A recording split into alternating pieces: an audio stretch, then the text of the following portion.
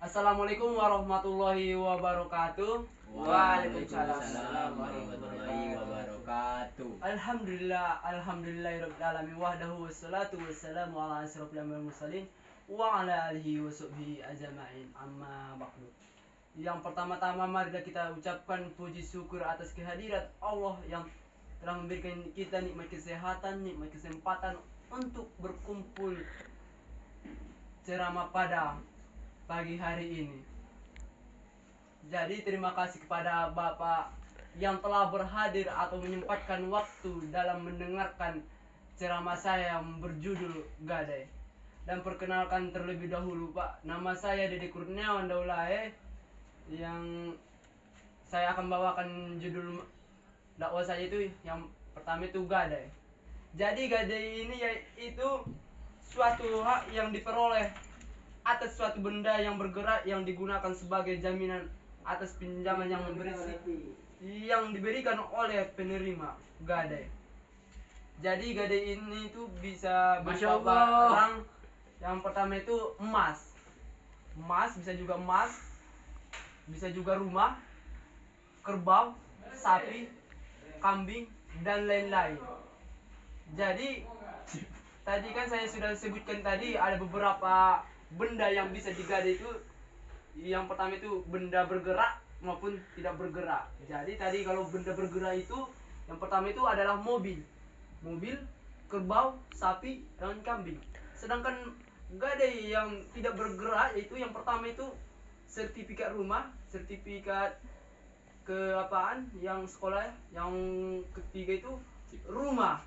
Jadi di sini tuh hukum gadai itu dalam Islam yaitu haram. Jadi haram apabila di dalamnya itu terdapat unsur atau kata membungakan. Baru itu pergi namanya ke riba. Jadi ada beberapa cara gadai dalam Islam, yaitu yang pertama itu syarat menggadaikan suatu barang haruslah ada yang namanya ijab kabul. Jadi ijab kabul di sini harus ada kesepakatan antara pedagang dengan yang penjual. Jadi kira-kira begitu Bapak Ibu. Jadi dan gadai ialah benda yang sah dijual juga menggadaikan, dan yang menerima gadai itu berusaha akil balik. Itu yaitu orang yang dewasa sudah memiliki pikiran akal sehat, jangan dia orang gila kayak gitu.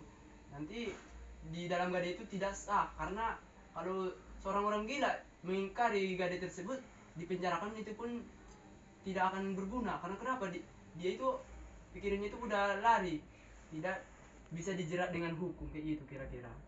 Jadi di dalam Al-Quran itu ada ayat tentang gadai itu di ayat 283, yang artinya di sini artinya saja yang saya katakan, yang artinya itu yang pertama itu, jika kamu dalam perjalanan atau bermuamalah tidak secara tunai sedangkan kamu tidak memperoleh seorang penulis, maka hendaklah ada yang dipegang oleh yang berpiutang.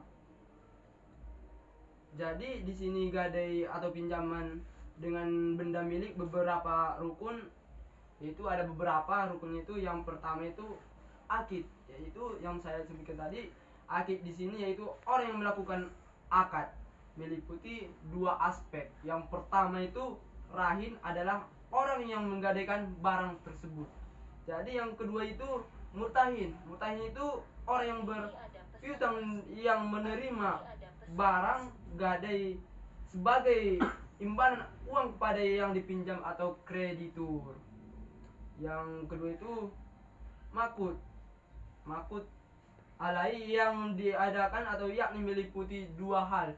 Yang pertama itu maru atau barang yang digadaikan atau barang gadai.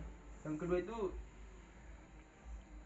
dain atau barhun bi, yaitu hutang yang karenanya diadakan gadai.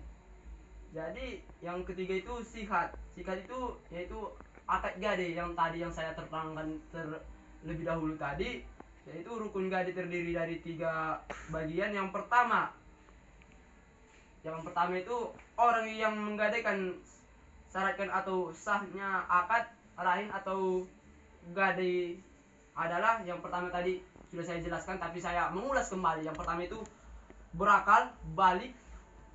Yang ketiga itu bahwa barang yang dijadikan itu bok atau jaminan.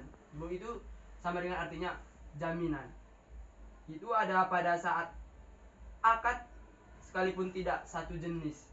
Begitu kira-kira Bapak Ibu. Yang keempat itu bahwa barang tersebut dipegang oleh orang penerima gadai atau murtahin tadi atau wakilnya. Jadi yang selanjutnya itu akad gadai. Jadi ulama Syafi'iyah berpendapat bahwa transaksi gadai itu bisa sah dengan memenuhi 3 syarat. Yang pertama itu harus berupa barang karena hutang tidak bisa digadaikan.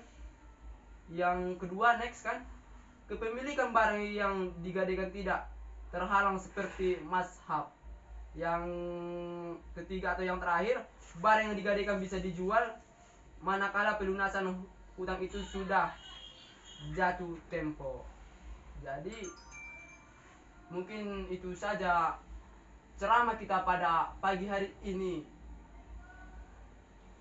yang berjudul gadai. Mungkin saya ucapkan terima kasih kepada Bapak yang berkesempatan datang pada malam ini atau pagi hari ini. Saya ucapkan terima kasih banyak. Semoga nanti pulang dari ceramah kita ini bisa mendapatkan ilmu yang banyak tentang gadai, dan semoga Bapak bisa selamat sampai tujuan. Dan apabila ada kesalahan kata baik dari saya memohon maaf. Akhirul kalam, wassalamualaikum warahmatullahi wabarakatuh. Waalaikumsalam.